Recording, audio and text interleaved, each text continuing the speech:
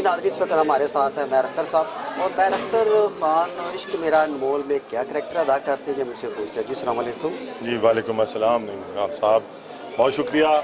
ये हम इस वक्त फिल्म इश्क मेरा अनमोल के सेट पर हैं, जिसमें हमारी सीनियर लीजेंड हैं मैडम रहीला आगा साहबा, मैडम दुल्दाना रहमान साहबा, अच्छी खान साहब हैं, शेर खान साहब हैं। इसके डायरेक्टर हैं बाबर बासु चौधरी साहब, और प्रोड्यूस भाई हैं नईम खान साहब।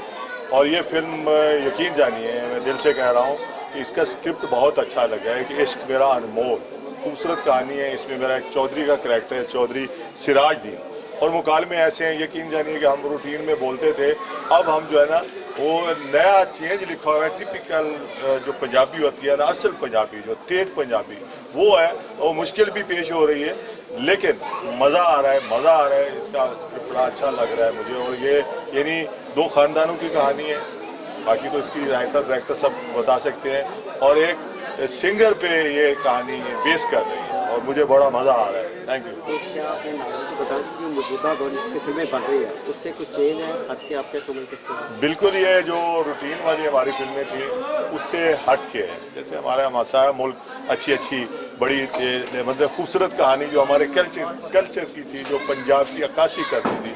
नो डाउट कि हमारी पाकिस्तानी पंजाबी फिल्में ऐसी फिल्में बनी हैं, तारीखी फिल्में बनी हैं जो इंडिया भी नहीं बना सका। तो ये उस टगर की फिल्म है, इंशाल्लाह ये ज़रूर कामयाब होगी, आप देखने आइए।